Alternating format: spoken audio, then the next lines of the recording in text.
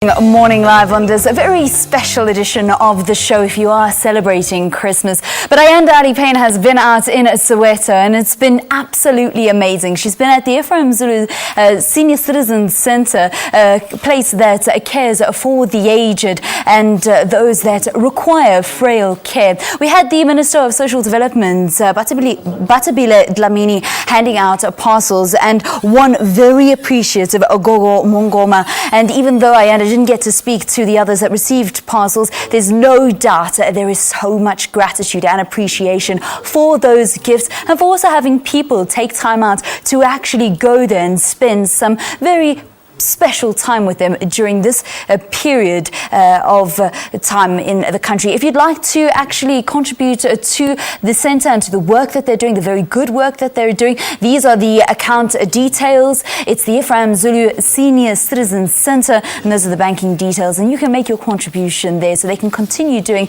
the work that they've done. Now, this is a centre that's been around since the 50s. It started out as a youth centre, but then it started caring for the aged, and I know it's a history that Ayanda will find out a little bit more about. Ayanda, just take us through a little bit of the history of that very special place.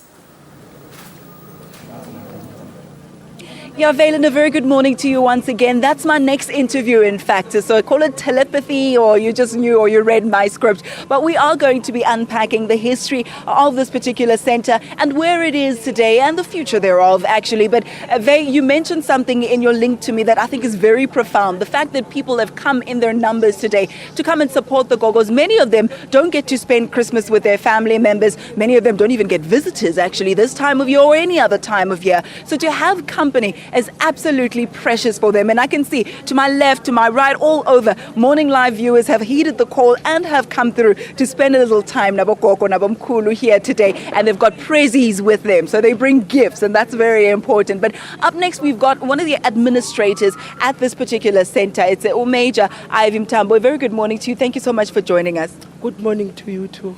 Hey, Abokoko, Nabamkulu, they love it here. What's the secret? What are you doing right? They are at home. We make them feel free to express their feelings at any time. I'm sure that is why they say this is home. And I always tell them this is home for all. Everybody should be free and be happy. It started out as a youth center. It then evolved as time went on. In the 1980s or so, there was a different focus. Talk to us about that shift. Yes, it started, as you see there, 1956 by the Salvation Army. And the first officer who was appointed here is Ephraim Zulu, as we have named the place in his name. He started here as a youth center, 1956, and then as time goes on, the Wits University students came in, they stayed here at the center, and later in 80s, it became an old age home to see the need of the people from the community. So they decided to make it a senior citizen center. So it was in response to the need in the community. Yes. Speak to us now about some of the programs that you provide. I was speaking to the minister a little bit earlier, and she was saying that they encourage active senior citizens. Ukoko was also saying that they knit, they crochet, they braid each other's hair, and somehow those activities, some of them are complaining amadolo, but the more they do activities, they're able to be helped. Speak to us about the programs. What we do here at the center, we ask the night staff to wash them early so that they get the fresh air, and then they put them back to their beds, and then when the day shift staff comes in, they take them out and make their beds. They go 8 o'clock for breakfast. Some of them walk to the frail care to get their medication, and others, they just sit where they are and the nurses come down and give them the medication. After that, we've got sisters from Mufulo Clinic. They come in and help them with the exercises. The social worker, Bertha Munyoro, takes some of them for a walk. Behind us, there's a park. They walk there and they come in.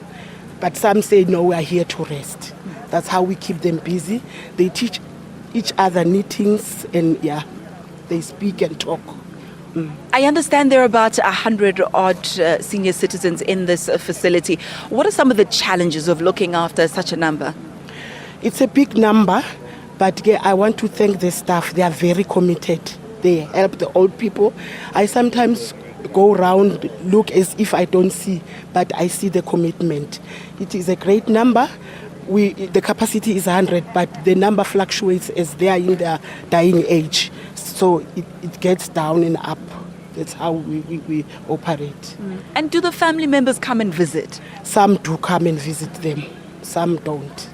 Because we've got destitute from other countries, no one comes and visit them. But we do have people from the community who come and be with the elderly people. We have a pastor who comes in for Sunday services, Pastor Mbongwa.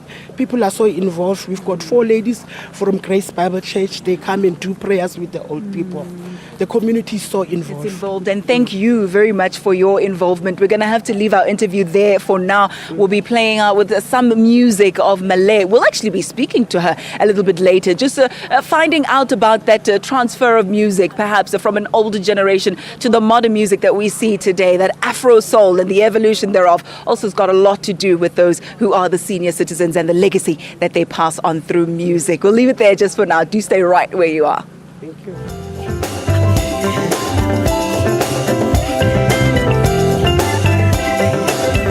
SABC, sharing 20 years of inspiration.